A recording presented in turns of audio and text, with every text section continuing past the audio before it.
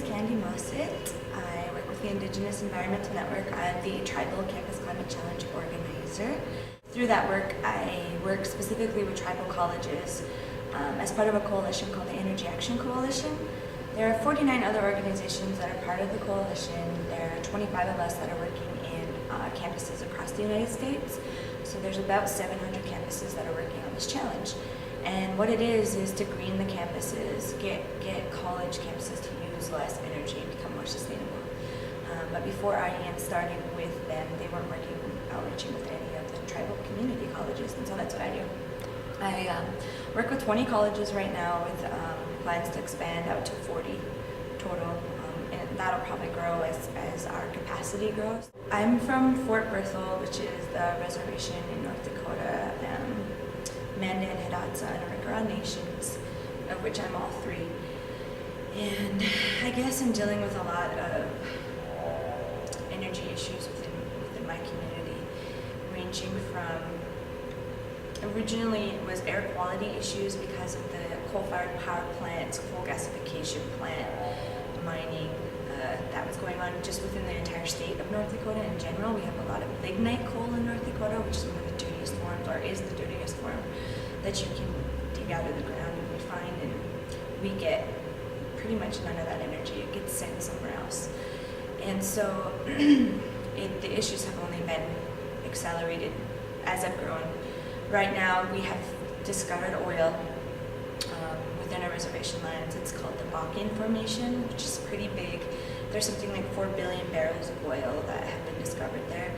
And our tribal council is looking for economic development, and the companies and corporations and the big oil companies are coming in and telling our people and our leaders that, if we don't sell the resources in our land, they're just going to take it anyways, and we're not going to get the money, or we're not going to see any benefits. And so the leaders just say, okay, well, we'll sell.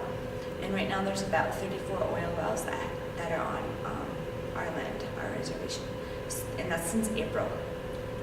So it's really, really out of control. There's no pipelines for the natural gas, and so all of that is just being flared off in huge flares. And 34 is just the beginning. I mean, they're looking at over 200 wells that they want to have on the reservation lands. This is on top of what we're already seeing with all these cancers. It just, I get emotional when I talk about it.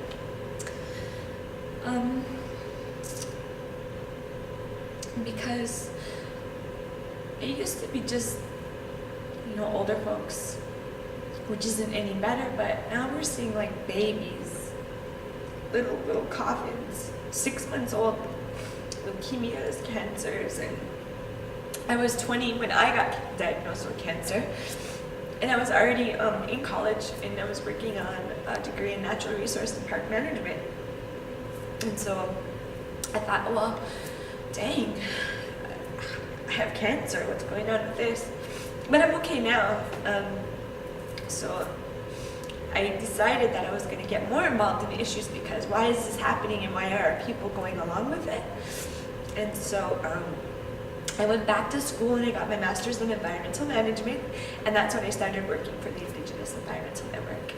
And ever since then, it's just been full force, gung-ho, like empowering our people. Like, we do have a choice. We just have to be strong in what we do, and we have to know our rights as Indigenous people. We have to know our tribal laws, because a lot of people don't.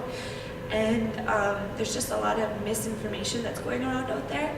And it's really, really, really, really important to get the youth involved, because there's this big disconnect between our elders and our youth. And that just has to do with the government and the way the system has been set up, particularly on Fort Berthold. We had a pretty good economy a long time ago. We had the land, we had the water, we had the wood, the things we needed to sustain ourselves, until they decided, the state, the government, decided that they need to build this structure of dams in order to allow more water to go down to like St. Louis, Missouri, and those areas. And so they built a bunch of dams. They built the Pick-Sloan Act, it was called, and there was a series of 5 dams. Coincidentally, all of them were built on reservation lands, and one was on Fort Berthold, the Garrison Dam. And basically, we didn't have a choice. By the time our chairman at the time signed off on the agreement that yes, we will allow you to build this dam, they had already put $60 million into the construction of the dam. It was happening. There were people that were in their homes with water up to their ankles because they refused to leave, but the water slowly came, and that was back in about 1947 was when it first started. And after that displacement, it was like that huge disconnect, and it's been kind of like a snowball effect ever since. And so I make it a point to try and empower people through education, because I believe that it is key to really building ourselves up to be able to defend our rights in our land. And I think that it's really difficult right now with all of the oil and, you know, this big push for all this energy, but things are positive. I'm seeing a lot of people stepping up to the plate and saying, wow, I didn't know this before. And I say, look, there are good things we can do. North Dakota has a crazy amount of sunlight, like 300 days of sunlight out of the year. So we have solar potential. Not only that, our wind is insanely, I mean, you go to North Dakota, it's pretty windy, and so we actually have enough wind potential in our state to power the energy needs of the entire United States. Although it wouldn't be feasible because that would be like turbines everywhere.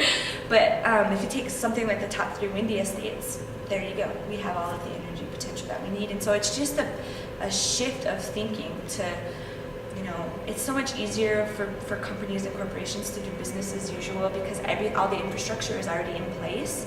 But it's just creating that space and that knowledge that we can go back to a better, more sustainable way of living.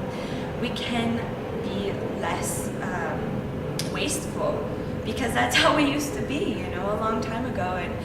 And so we're creating this shift of thinking through education and through offering alternatives. And so one of the things that I've been doing with the Tribal Campus Climate Challenge and with all these tribal colleges and communities is we're doing gardening programs. So in the communities, we have these community gardens. Some of them are at the dialysis units, where the folks are really understanding about how, you know, gardening is what we used to do. Our Mandan, Hidatsa, and Rikra tribes were traditional farmers. We had corn, squash, beans, sunflowers. And we're getting back to that, and we're doing it with the elders and the youth. So we're making that connection while they're out there picking weeds, they're telling stories, they're talking about how it used to be, they're singing the corn songs, they're learning the language, and it's just, that's why I get emotional. It's like, oh, it's happening, and it's slow, it's a little slow, but I mean, things don't just happen overnight, but it's positive, and we're seeing a lot of really good things that are going on, and I see it going in a better direction. So I'm really hopeful for the future. I'm really hopeful for our children, and I think that if more people become engaged in the work on the level that we're on, only good things can happen. We'll snowball from there.